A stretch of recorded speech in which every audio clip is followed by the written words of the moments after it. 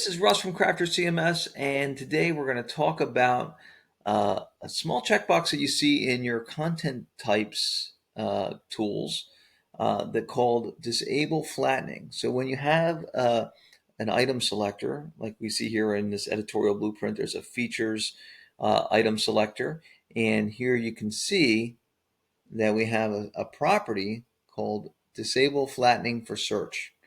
Okay, it's defaulted off. And a lot of folks are not sure exactly what that is and what it does if you disable it. So we're going to talk about that.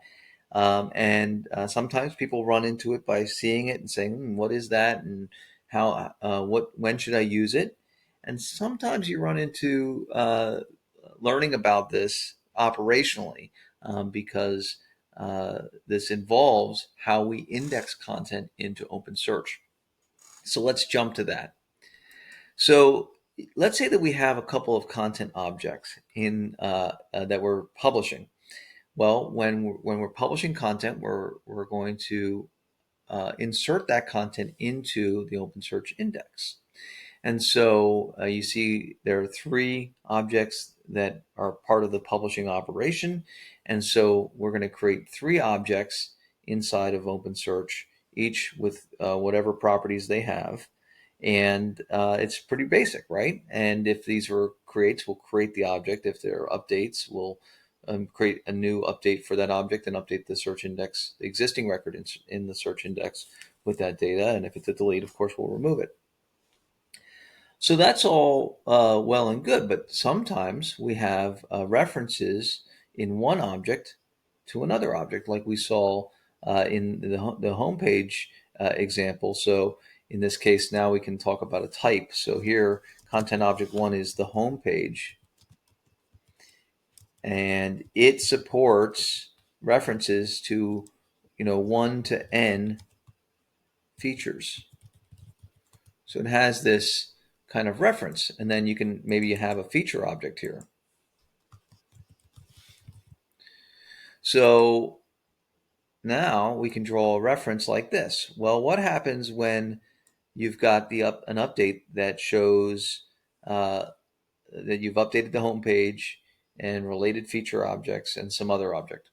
Well, when we go to index those things, we're going to create three records for OpenSearch. So we'll index them as we described before, but we also look at this relationship here in the content type, and we see if that flag for disable flattening is on or off.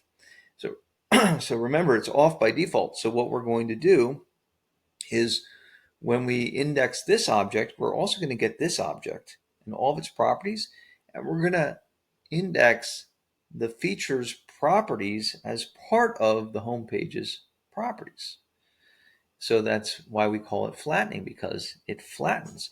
And this actually happens in a sort of recursive fashion, because if the feature object also points to another object and it does not disable flattening, we will flatten that. So you can see how then you'll still get three objects, but the first object will be as large as all three objects combined. And this is useful because then in a lot of use cases, because then I can just go get the home page and I get all of the content of these other objects in one very simple single query. Now, the reason we do this by default is because a lot of times Crafter is used to build content for pages or screens that are built up of a sort of composable sort of model where you're dragging and dropping widgets into areas or drop zones. So, for example, we have a page here that has a drop zone for a header, a sidebar, a footer, and then a well of multiple components. And then if we look at a sort of real world example of this, that totally makes sense. I can get this page. It's easy. Flattening makes sense. It's super simple, and I'm getting a big benefit from that. And we're going to talk about some scenarios where flattening does not make sense. So, for example, if I have a featured article widget and I, basically have a reference to some article, and it itself has components, I do not want to flatten this page into this page. So I'm going to disable flattening. We'll use this little marker here to represent disable flattening. And in some cases, Crafter will detect that you're, referencing one page from another. Pages are sort of like a special type of object, and we'll disable that for you. But it's always good to also just be conscious and say, I don't anything that's like a page that acts like a page, I don't, or a screen, I don't want it to flatten. So I'm going to disable it. And I think that that's pretty obvious that we don't want to recursively flatten pages into other pages. A little bit less obvious is when we have structures that are, more data oriented, like that. They're not page objects. They're not pure content, but they're more structured object models. Let's say like we have a team. Each team has a location. They also have a collection of team members, and every team member has a collection of video. So this would be video. We should just actually make video here instead of videos. And then here's another video, and then we have more videos. So every team member has a collection of videos. Well, we do not, we probably do not want to have flattening on across this whole model so that every team has every team member flattened into it, every location flattened into it, and all of their videos flattened into it. And then we don't want all of that then flattened into the page itself. So we're going to have to, and you can see here, this is going beyond the sort of basic use case, and we're going to have to start putting some thought into this. And that's, just because we want to have search indexing that is performant, that stays within reasonable limits. We don't want to be pulling back objects that are, large in size, or megabytes in size, tens of megabytes, in some cases hundreds of megabytes in size per individual result, right? So we want to think about this. So what we'd probably do here is say, well, if we have a featured team, that's great, but we do not necessarily need to flatten that team into the page. We'll take the reference to it, so we'll have a reference here, and when we go to render this component, we'll go look up that team, and then we'll render that. So it'll be sort of a secondary query, and we won't flatten it.